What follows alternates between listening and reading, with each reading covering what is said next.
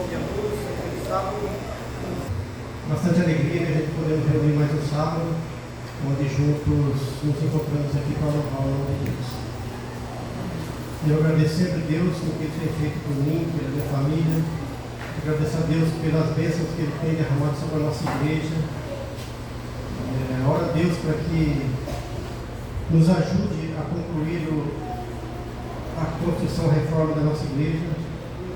Tenho certeza que Deus vai providenciar aí os meios, juntamente com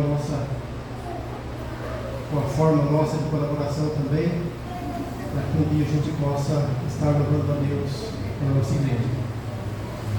Mas um dia eu saí no sábado à tarde, estava eu e a Neuza, a gente saiu, e isso foi meio que na semana de Natal, e nós passamos perto de um pé de manga muito bonito, uma sombra muito gostosa, estava um dia muito quente, e embaixo daquela sombra, daquela árvore, tinha ali providenciado ali uma mesa, uma churrasqueira, e tinha um grupo de pessoas ali. Estava ali passando um momento ali naquela sombra gostosa ali. E eu disse para ela assim, olha, não precisa muito para ser feliz. Enquanto muitos estão preocupados com o aluguel de salões aí e rancho para as festas, tinha um grupo de pessoas felizes embaixo de um pé de manga. Então, irmãos, da mesma forma que nós estamos aqui hoje, tem irmãos nossos que estão embaixo de uma árvore lá, louvando o nome de Deus. Nós temos ainda o salão, mas em breve nós vamos estar na nossa igreja. O tema do sermão desta manhã, antes de começar a falar um pouco sobre os textos bíblicos, eu não sei quantos assistiram um documentário de um grupo de artistas que compõe aquela música que foi eu vou falar o nome aqui, We Say for Africa, não sei se é esse, que foram aquele grupo de artistas lá que se reuniram para fazer uma música para auxiliar o mundo, ou mais destinado ali à África, né? We Say for Africa, né? Mais ou menos isso. Então foi um grupo de artistas ali o trabalho principal inicial do Lionel Richie, os mais experientes como eu que lembra do Lionel Richie, né? Até hoje tem música dele que faz sucesso, e ele é vivo ainda, e um outro cara lá também, que eu esqueci o nome dele, e esses dois então eles começaram a planejar uma forma de poder arrecadar fundos para auxiliar as pessoas da África, da Etiópia, daquela região. E por que eu estou falando isso? Porque depois, se você quiser assistir, é muito legal. Você vai ver que eles ficaram uma noite inteira se preparando organizando as vozes dos convidados, dos artistas convidados, para que pudessem ali gravar esse CD da época, CD no disco, né, da época, para que pudesse arrecadar fundos para a África. Cada parte que eles erravam ali, era rebobinada aquela fita ali, que demorava 6 minutos para rebobinar para eles começarem de novo. E a gente via lá alguns sentados, cansados, e a noite passando, e eles ali trabalhando e tentando e tal. Mas uma coisa que me chamou a atenção nesse documentário é porque na porta do lado de fora tinha uma frase que estava escrito: deixa o seu ego aqui fora. Lógico, para quem lembra da época do Michael Jackson, Prince, Kenny Rogers, Tina Turner, deixa o seu ego aqui fora. Pessoas que talvez viviam dentro das brigas, vamos dizer assim, das concorrências musicais, né? Não, deixa o seu ego aqui fora. Aqui o sentido é outro. Aqui nós vamos trabalhar por uma causa. Uma causa de não salvar o mundo, mas poder contribuir para o bem-estar do mundo. Essa é a causa. Muito legal. Se você quiser, assista lá, que está na Netflix, viu? Pode assistir, que é legal. Então, o que eu escolhi para esta manhã foi algo nada novo dentro da igreja, né? Não é nada diferente dentro daquilo que nós já ouvimos outras vezes, mas é algo que eu já falei uma vez e gostaria de dizer outra vez sobre esse assunto. Porque no livro de João, vamos lá abrir o livro de João, No capítulo 6 do livro de João.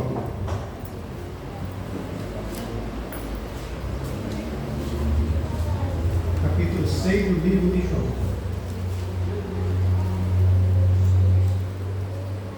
Com a sua Bíblia aberta, vamos orar mais uma vez.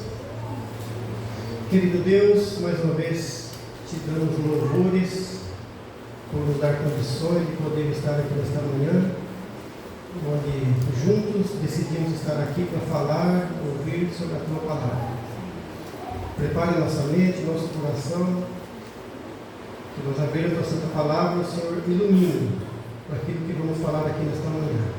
Agradecemos em nome de Jesus. Amém. Amém. No livro de João, no capítulo 6, eu gostaria de ler com vocês aqui o verso 66. Diz o seguinte, talvez a tradução vai mudar um pouquinho aí, mas vamos ler lá, vamos ver o que está escrito lá. À vista disso, muitos dos seus discípulos o abandonaram e já não andavam com ele. No 67. Então perguntou Jesus aos 12: porventura quereis também vós outros retirar-vos? No 68, respondeu-lhe Simão Pedro: Senhor, quem iremos? Tu tens a palavra da vida eterna, e nós temos crido e conhecido que tu és o Santo de Deus. O texto de João, capítulo 6, aqui no verso 66, nós vamos ver que a primeira palavra aí do que nós acabamos de ler é à vista disso. Então, quando o texto começa com esse à vista disso, é porque o escritor aqui ele queria trazer um assunto à tona, mas nós precisamos entender o contexto daquilo que ele estava querendo dizer. E nesta manhã eu gostaria de ler com vocês este contexto, para nós entendermos a verdadeira essência do cristianismo, do que Jesus queria apresentar para aquelas pessoas naquela época. João é diferente dos livros de Mateus, Lucas e Marcos. João é chamado Mateus, Marcos e Lucas é chamado do Evangelho Sinótico, que significa os três evangelhos falando mais ou menos do mesmo assunto. Então, quando você vai em Mateus, Marcos e Lucas, muitos dos assuntos que estão falando neste livro eles se repetem. Mas no livro de João não é assim. No livro de João é diferente. Então, até o capítulo 12 do livro de João, nós vemos Jesus trabalhando ali com a multidão. Jesus trabalhava com a multidão, com as curas, com os milagres. Jesus estava no meio da multidão. Mas a partir do verso 13, Jesus entra no ministério particular, onde está Jesus e os discípulos, tratando ali dos assuntos referentes ao ministério, da preparação para a morte de Cristo. Já era próximo ali à morte de Cristo. Então, João ele trata desse assunto.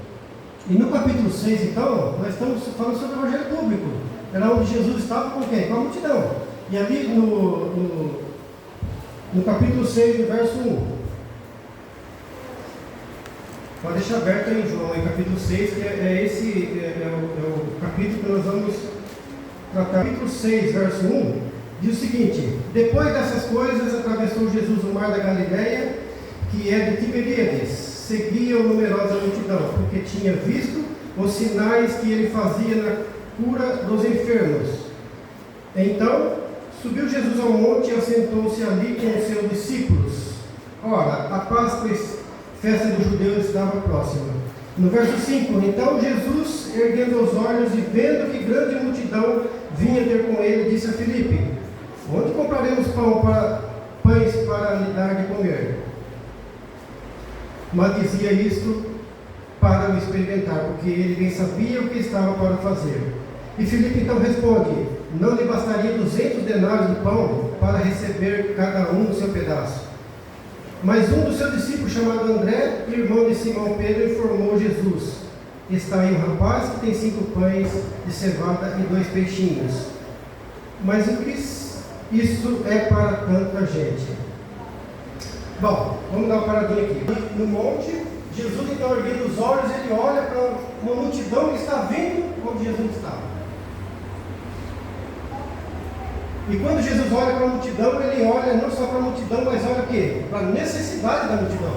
A multidão estava com Jesus, eles andavam com Jesus. Onde Jesus estava, eles iam. E Jesus então ali realiza ali o milagre da multiplicação dos pães e dos peixes. E é lógico que quando Jesus fala Felipe, então ele fala assim, bom, não tem dinheiro no mundo que pague a comida desse povo, porque é muita gente. Era mais ou menos 5.000 homens, sem contar as mulheres e as crianças. Então, como é que você vai alimentar 10.000 pessoas aí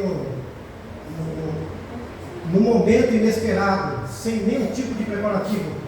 Eu acho que nem pegando todas as padarias da região de Jerusalém e as cidades circunvizinhanças ali, não tinha pão suficiente para dar de comer para esse povo. O André então falou, bom, eu sei que o senhor pode fazer alguma coisa. Tem um rapaz aí que tem alguma coisa, pega lá, pede para ele lá. Era muito pouco, mas para Jesus era muito. Jesus fez toda a diferença. Ele então multiplicou isso e deu alimentação para o povo. E o detalhe é, irmãos, que quando, eu não vou me demorar muito no texto aqui, porque o livro é de João capítulo 6. Se você quiser ir lendo ou ler depois, aí você vai ler. Mas quando Jesus agora, ele alimenta aquele povo, a multidão, qual que é o objetivo da multidão agora? Proclamar Jesus como rei. Porque Jesus satisfazia a necessidade deles, com a comida, com outras coisas, com cura e tal. Então, por esse motivo, eles queriam proclamar Jesus como rei. Jesus, sabendo disso, então Jesus sai do meio da multidão e ninguém vê para onde Jesus está indo. Os discípulos agora também percebem que Jesus saiu do meio da multidão e os discípulos pegam o barco e saem com destino a Cafarnaum. E quando no meio da trajetória, os discípulos no barco ali, um vento forte ali no mar, ele começa a trazer medo para os discípulos e Jesus aparece para eles então. Porque Jesus também tem poder para acalmar a tempestade. Jesus então aparece ali para os discípulos, sobe no barco dos discípulos e volta a Cafarnaum. Quando Jesus chega a Cafarnaum, quem está lá? Quem está em Cafarnaum? A multidão.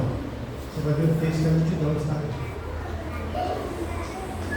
Mas aí, irmãos, o que acontece é o seguinte: a essência do Evangelho não é só pão, não é só alimento, não é só cura física. Nós vemos algumas pregações por aí de pessoas que oferecem curas, oferecem emprego, mas isso não é o suficiente para o verdadeiro cristão.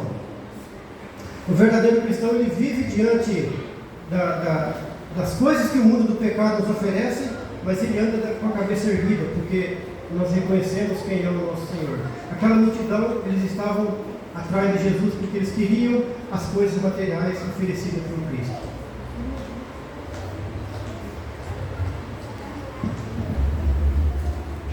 E o argumento de Cristo, então, continuando aí, vamos lá para o verso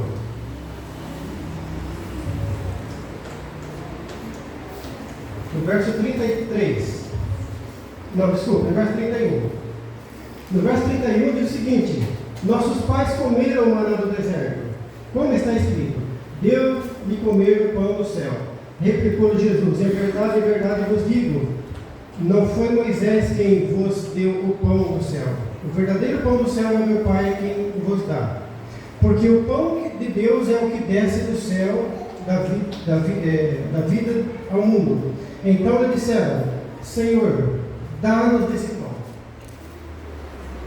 Quando então agora Jesus ele traz um assunto relacionado ao cuidado de Deus com o povo no deserto, falando sobre o maná, e eu queria só um parênteses aqui falando um pouco sobre esse pão da Marisa e da Cláudia. Hoje no café da manhã nós comemos seu pão. A Jéssica foi para Barigui e a Jéssica preparou o café da manhã ali. Eu falei, nossa, que pão bonito, né? Esse é o pão da Cláudia. Fazendo merchan na Cláudia com eles. Blim lá, né? Esse é o pão da Cláudia. Comemos o pão da Cláudia nesta manhã. Obrigado, Marisa, obrigado, Cláudia, pelo cuidado lá com as nossas filhas lá. Então, ali, Jesus traz ali, naquele momento, a história referida ao que? Ao êxodo, onde o povo sai do Egito, ao cuidado de Deus, com o maná que descia do céu para alimentar o povo. Só que agora, Jesus, ele falando sobre esse maná, ele muda agora o contexto aqui da história, falando sobre o maná, e ele começa a apertar ali o seu sermão diante do povo. Porque ele diz o seguinte, no verso 34, então eles disseram, Senhor, dá-nos desse pão, dá-nos sempre desse pão. Declarou depois Jesus, eu sou o pão da vida, e quem vem a mim jamais terá fome, e o que crê em mim jamais terá sede. Porém, eu já vos disse que, embora me tenhais visto, não credes. Todo aquele que meu Pai que me dá, esse virá a mim, e o que vem a mim, de modo nenhum lançarei fora. Mas aí, quando Jesus fala que ele é o pão do céu, no verso 41, eles começam a murmurar, porque ele diz o seguinte, murmuravam, pois, dele os judeus, porque disseram, eu sou o pão que desceu do céu, e diziam, não é este Jesus, o filho de José? Eles conheciam Jesus, sabiam quem era Jesus, sabiam quem era a família de Jesus, sabiam qual era a profissão de Jesus, do pai de Jesus. Espera aí, ele está falando que é o pão que desceu do céu, mas nós o conhecemos, né? Ele não é o filho de José lá, o carpinteiro? Agora, como é que ele tem a ousadia de dizer, eu sou o pão que desceu do céu? Continua dizendo, acaso não reconhecemos o pai e a mãe? Como pois respondeu Jesus, não murmureis entre vós, ninguém pode vir a mim se o Pai que me enviou não o trouxer, e o ressuscitarei no último dia. O verso 48 diz, eu sou o pão da vida, eu sou o pão da vida.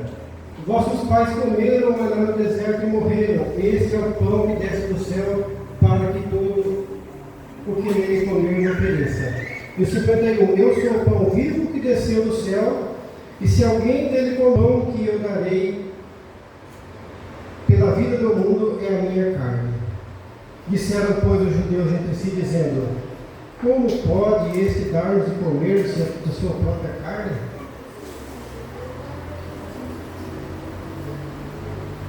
A palavra de Jesus era dura. No entendimento deles, naquele momento desse discurso de Cristo, a palavra era dura. Se vocês não comerem da minha carne, vocês não têm parte comigo.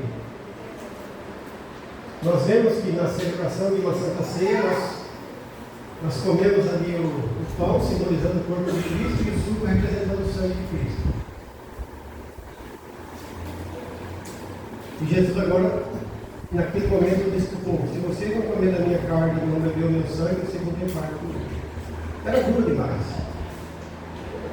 O verso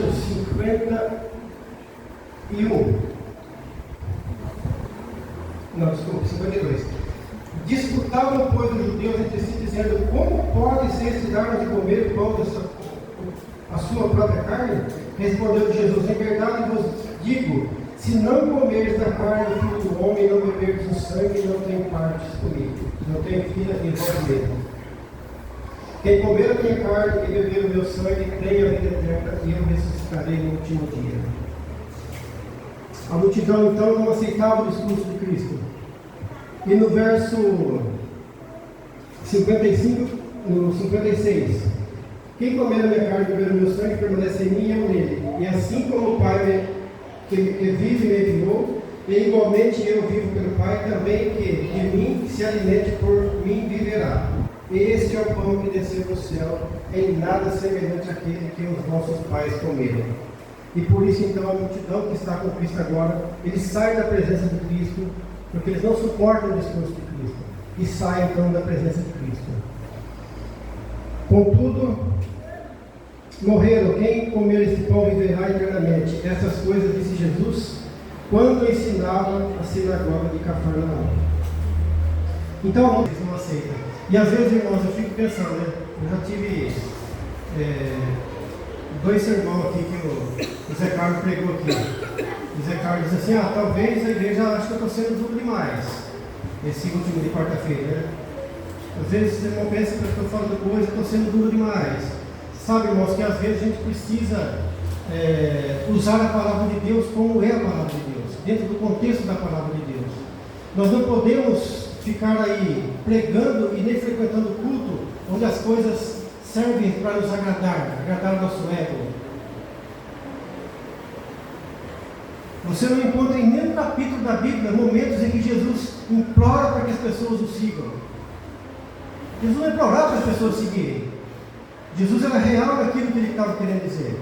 Lembre-se da história, que eu não marquei o texto aqui, mas você lembra do momento onde Jesus esteve, aliás, o jovem rico esteve na presença de Cristo?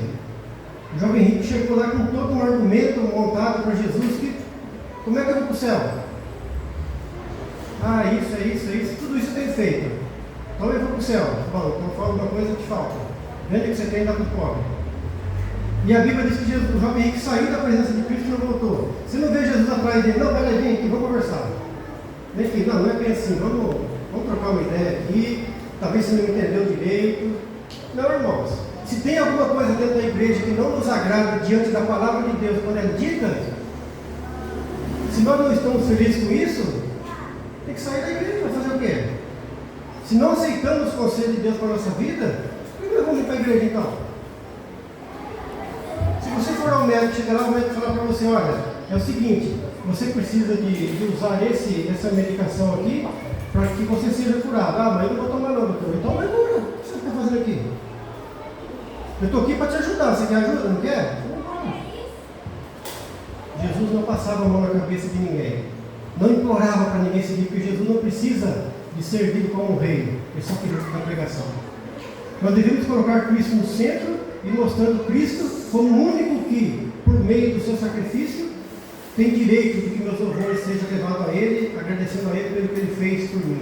Nós estamos pregando coisas que não tem referência no que Cristo fez por nós, o que vai servir a nossa pregação? E a multidão então não suporta o sermão de Cristo. Ele sai da presença de Cristo. E é interessante, irmão, porque Jesus não tinha só 12 discípulos, Jesus tinha mais discípulos, além dos 12. Mas agora a multidão sai, mas aí fica quem? Os discípulos, que não eram os 12. Mas no verso 60 diz o seguinte: muitos dos seus discípulos, tendo ouvido tais palavras, disseram: duro é esse discurso, quem pode ouvir? Mas Jesus, sabendo por si mesmo que eles murmuravam a respeito das suas palavras, interpelou-os. Isto vos escandaliza? Que será, pois, que se virdes o Filho do Homem subir para o lugar onde primeiro estava? O Espírito é o que vivifica, a carne para nada aproveita. As palavras que eu vos tenho dito são Espírito e são vida. Contudo, há descrentes entre vós, pois Jesus sabia desde o princípio quais eram os que não criam e quem o havia de trair. E prosseguiu: por causa disto é que vos tenho dito, ninguém poderá vir a mim se pelo Pai não for concedido. Ninguém pode vir a Jesus se o Pai não conceder. Irmãos, quando nós damos estudo bíblico ou testemunhamos para alguma pessoa, e muitas das vezes nós queremos que a pessoa entenda o Evangelho da forma como nós queremos, como nós entendemos. E você fica frustrado porque você está falando para a pessoa e ele não está entendendo o que você está querendo falar. Isso é normal. Mas a gente leva o estudo bíblico ou o testemunho para alguém que a gente gostaria que aquela pessoa estivesse vivendo da mesma forma que eu vivo. Porque eu tenho certeza que ele teria uma vida melhor do que viver as coisas no mundo. Mas o Evangelho não é assim que funciona. O Evangelho precisa ser pregado, ele precisa ser levado. Mas tem um detalhe aqui diferente dentro dessa história. Por quê? Porque quem converte é o Espírito Santo, não sou eu. Não sou eu que, com as minhas palavras, não sou eu que vou convencer a pessoa. Quem vai convencer a pessoa daquilo que você está dizendo é o Espírito Santo. Esse trabalho não é nosso. Tem que deixar em prol do Espírito Santo. Ele vai abrir os olhos da pessoa para que ele entenda qual é o verdadeiro sentido do Evangelho, do verdadeiro Evangelho. Uma vez acho que já contei isso, mas uma vez eu e a Neuza nós participamos dos Desafinados. Não sei quantos lembram, teve um Desafinados lá no Zatar. E eu disse para a Neuza assim: vamos cantar o hino, nós dois? Ah, não. Vamos cantar. É desafinado, vai ter. Embora muitos que cantaram não é desafinado, não é? Tudo bem. Não é desafinado mesmo, ninguém vai tirar o sarro da gente, porque os que vão cantar lá nenhum são cantores, não sabem cantar, então vão cantar.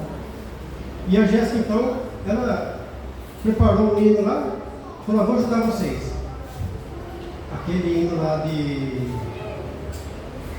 Eu esqueci o nome de Davi, que fala de Davi. Esqueci o nome do hino.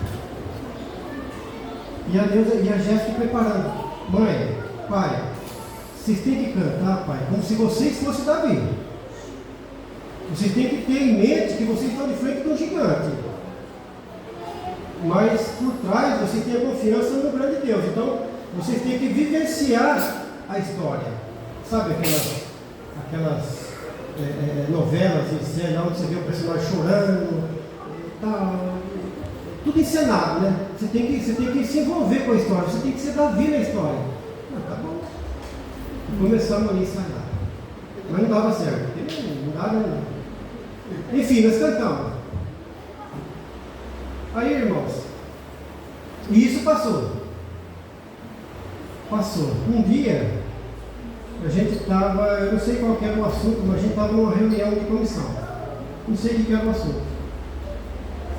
E era mais ou menos baseado nisso. E o Henrique, para quem conhece o Henrique, né, sabe que o Henrique ele tem uma personalidade assim, bem firme, né, na posição dele assim, é bem firme. Na comissão, o Henrique falou assim: olha, eu me lembro de uma vez na igreja onde teve no JA, teve lá os desafinados. E eu me lembro que no desafinado estava o Nivaldo e a Neuza cantando. E depois, se quiser perguntar para o Henrique, eu fiquei surpreso, mas o Henrique disse assim: olha, eu me emocionei com a música que o Nivaldo e a Neuza cantou aquele dia. Foi coisa nossa, de jeito nenhum. Mas o que nós fizemos foi aquilo que a Jéssica orientou: pai, coloca Deus, não faça de vocês mesmos, deixa o ego lá fora, né? Não é assim que. Não queira pregar como o bulhão, não queira pregar como o pastor lá que você viu o sermão dele. Não precisa disso. É Deus que vai usar, é Deus que vai fazer. Foi Deus que derrubou o gigante, não foi o Davi. Davi só foi um instrumento ali para mostrar para a humanidade que Deus está ao nosso lado. Mas a multidão não entendia isso. É duro demais esse discurso, a gente não pode suportar. Nosso irmão foi pregar lá, falou sobre isso, sobre aquilo, mas se ele falou dentro da palavra, irmãos, não temos o que discordar. Assim como o Senhor, é assim que está escrito. No verso, aqui no 60, né, acho que nós já temos, né? Não, 60. Muitos dos seus discípulos, tendo ouvido tais palavras, disseram: duro é esse discurso, quem pode ouvir? Então, agora os discípulos que não eram os discípulos de Cristo, estão dizendo assim: não dá para aguentar esse discurso. Não dá. Se ele continuar assim, nós vamos embora. Não dá. Mas Jesus, sabendo por si mesmo que eles murmuravam a respeito das suas palavras, interpelou-os: isto vos escandaliza? Quem será, pois, seguir o Filho do Homem, subir para o lugar onde primeiro estava? O Espírito é o que vivifica, a carne para nada aproveita. As palavras que eu vos tenho dito são Espírito e são vida. Contudo, há descrentes entre vós, pois Jesus sabia desde o princípio quais eram os que não criam e quem o havia de trair. E prosseguiu: por causa disso é que vos tenho dito: ninguém poderá vir a mim se o Pai não for concedido. Bom, agora chegamos no verso 66, onde foi ali a parte ali da nossa introdução do sermão dessa manhã. E para mim, essa é uma das partes mais preciosas que está contida no livro de João, onde agora Jesus ali está diante dos 12 discípulos, porque ninguém mais está na presença de Cristo. A multidão foi embora. Os discípulos que não eram 12 foram embora, não suportaram o Senhor de Cristo. Quem ficou então? Os 12 discípulos.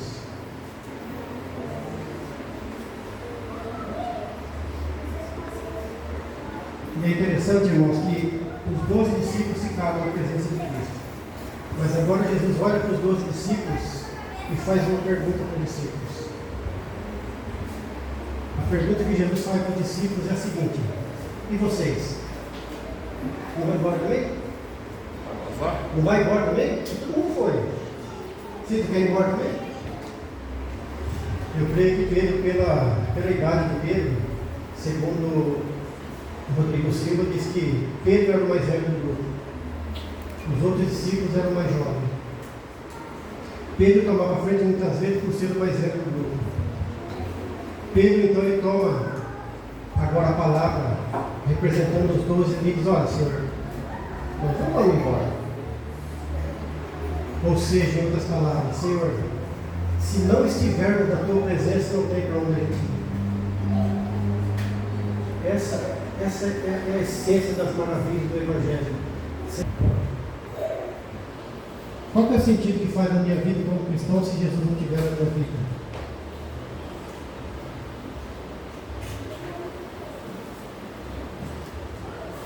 Se continuarmos lendo o texto, Jesus vai dizer para Pedro o seguinte: Pedro, você está falando pelos 12, Pedro.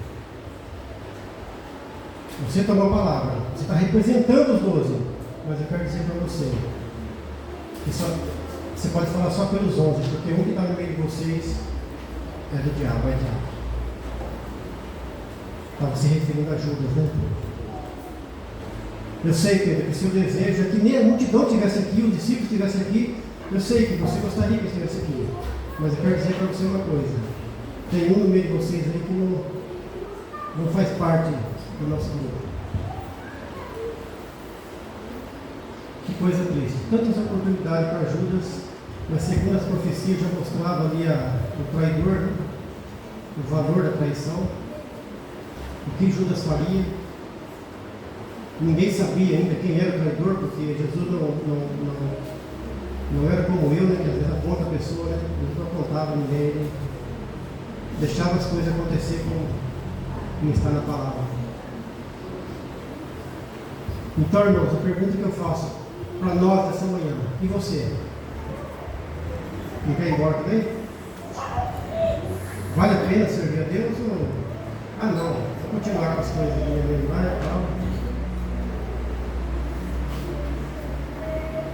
Eu me lembro que quando, em alguma das vezes que eu acompanhava a Jéssica nas entrevistas dela, normalmente eu levava ela para as entrevistas dela. E muitas vezes, diante das entrevistas dela, ela saía da entrevista, saía lá: pai, o serviço era para ser meu se não fosse o sábado. E eu dizia para ela: filha, você não imagina a minha alegria como pai, saber que você poderia estar empregada, mas não vai estar empregada porque você serve a Deus, e o sábado está dividindo você entre o trabalho e Deus. Mas isso ela me dizia com tristeza, porque se na entrevista o contratante ele tiver outros motivos lá, mas quando ele olha para Daniel e fala assim: olha, a única coisa que nós estamos vendo nele é que ele fica orando a um Deus lá, mas não tem o que ver mais de diferença nele. Então, peraí, então é nesse ponto que nós vamos pegar Daniel. Então, enquanto as coisas estiverem acontecendo dessa forma, nós estamos no caminho certo. Para onde nós vamos? Eu vi uma vez na classe, não sei se foi na minha classe, de alguém dizendo assim: mas se a gente sair da igreja adventista, não consegue entrar em igreja nenhuma mais. Alguém foi na minha classe ali. Qual é a razão? Para onde você vai? Para onde eu vou? Qual vai ser a nossa vida ao sairmos daqui para frente? Será que nós vamos parar no momento da nossa vida ali e dizer assim: Senhor, se o Senhor não estiver na minha vida, para onde eu vou? Se o Senhor não estiver na minha vida, como é que eu vou trabalhar? Como é que eu vou fazer? Não tem jeito. Eu preciso colocar Jesus na minha vida. Jesus precisa de você ou não? Não. Jesus não precisa de você. Jesus não precisa de mim. Se eu decidir agora sair da igreja e não voltar mais, o Evangelho vai continuar sendo pregado. Mas eu preciso dele. Foi por mim que ele morreu. Foi por você que ele morreu. E é por nós que ele está olhando e vai dizer assim: olha, foi por vocês. Então, se esforcem O apóstolo Paulo ele conclui dizendo assim: rogo-vos, pois irmãos, que apresenteis o vosso corpo o quê? Como sacrifício. Paulo estava diante do sacrifício muito grande. Mas eu rogo, irmãos, não desistam. Está perto, já está voltando. Por um momento já está voltando, eu não poder perder o céu de maneira nenhuma. Que Deus te abençoe nesta manhã e que nós possamos aí colocar Jesus no centro da nossa vida como cristãos e jamais deixar de fazer aquilo que Ele nos orienta para que nós possamos receber a vida eterna. Amém. Levanto a cruz de Jesus, proclamo o seu nome, para que toda a terra conheça o Pai, me mostra os seus pés. Cristo um dia se fez homem, descendo amor de bom poder, e com seus braços estendidos sobre uma cruz nos deu vida outra vez.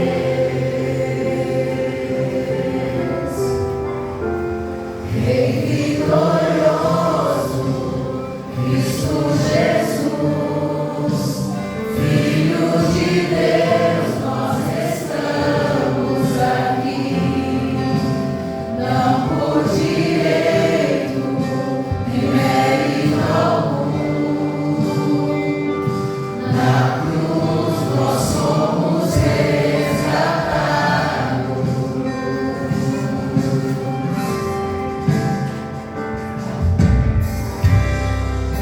Levanto a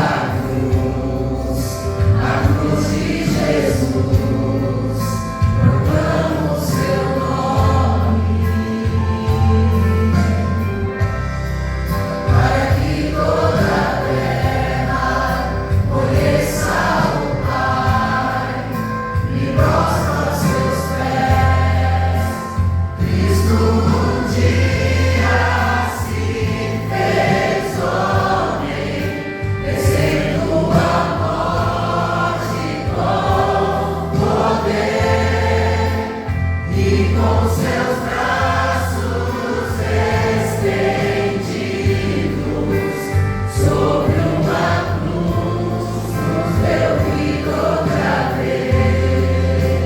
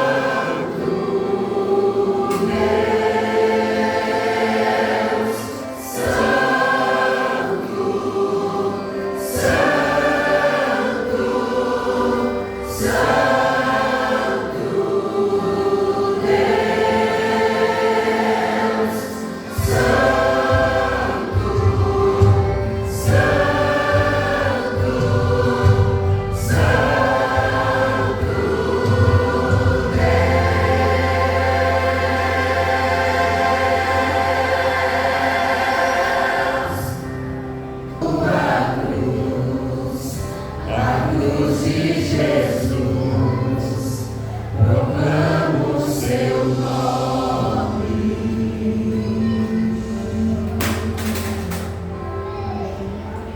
E convidar os irmãos para quarta-feira, nós temos um encontro aqui para juntos louvar o nome de Deus. Senhor nosso Deus, obrigado, meu Pai, por esse momento do passado.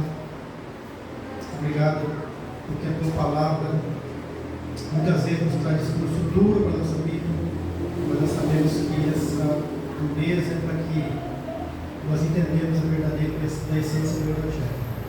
O Senhor abençoe cada filho teu aqui nesta manhã, abençoe também a parte da nossa igreja que está em Madrid, que na programação também seja uma bênção para aquela igreja. Amém. Obrigado por tudo, Senhor. Nos dê o restante de sábado na folha da tua companhia, em nome de Jesus. Amém. Amém.